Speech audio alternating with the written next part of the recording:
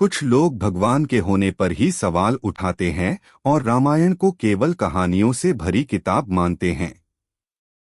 लेकिन क्या होगा जब हम आपके सामने इसके सत्य होने के सबूतों को आपको बताएंगे, जिसका हर एक सबूत इसके सत्य होने की ओर इशारा करता है। आज हम वैज्ञानिक अध्ययनों के आधार पर यह सिद्ध कर देंगे कि रामायण में वर्णित घटनाएं पूर्णतः सत्य है। ज्यादातर लोगों का सवाल होता है, क्या भगवान राम वाकई धरती पर पैदा हुए थे? क्या वास्तव में रावण के 10 सिर और 20 भुजाएं थी? क्या हनुमान जी अपनी इच्छा से अपना रूप बदल सकते थे?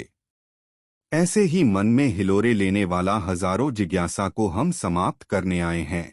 तो आइए जानते हैं इस आर्टिकल में आज रामायण की वास्तविकता के ये हैं 5 सबूत, सच्चाई जान रह जाएंगे हैरान।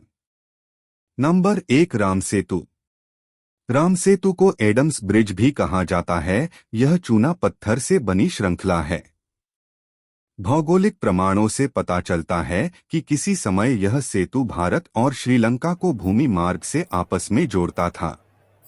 यह पुल करीब 30 किलोमीटर लंबा माना जाता है।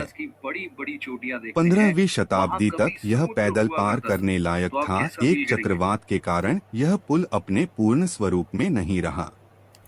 राम सेतु एक बार फिर सुर्खियों में तब आया जब नासा के उपग्रह द्वारा लिए गए फोटो मीडिया में सुर्खियां बने थे। समुद्र पर बने सेतु को राम जी की दूसरी विजय कहा जा सकता है, क्योंकि रावण को विराट समुद्र की तरफ से किसी से कोई खतरा नहीं था।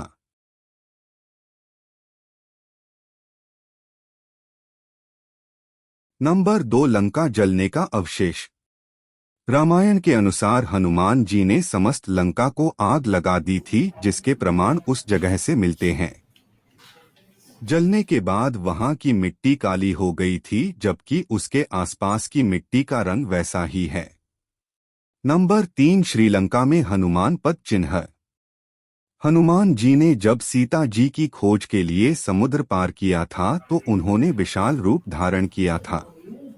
फिर वह आकाश मार्ग से समुद्र पार करके श्रीलंका पहुंच गए थे। ऐसा कहा जाता है, जहां उन्होंने पहले कदम रखे वहां उनके पैरों के निशान बन गए। यह निशान आज भी वहां मौजूद है। नंबर 4, अयोध्या। श्री राम का जन्म सरयू नदी किनारे स्थित अयोध्या नगरी में हुआ था। वे राजा दशरथ और रानी कौशल्या के पुत्र थे। यह स्थान आज भी राम जन्मभूमि के नाम से विख्यात है। फिलहाल जन्मभूमि पर राम का भव्य मंदिर बन रहा है। रामनवमी के मौके पर लाखों की संख्या में भक्त रामलला के दर्शन के लिए अयोध्या में आते हैं। नंबर 5, जानकी मंदिर। नेपाल के जनकपुर शहर में जानकी मंदिर है। रामायण के अनुसार सीता माता के पिताजी का नाम जनक था और उन्हीं के नाम पर इस शहर का नाम जनकपुर रखा गया था। साथ ही सीता माता को जानकी के नाम से भी जाना जाता है, इसलिए इस मंदिर को जानकी मंदिर कहते हैं। यहाँ हर रोज दर्शन के लिए हजारों श्रद्धालु आते हैं।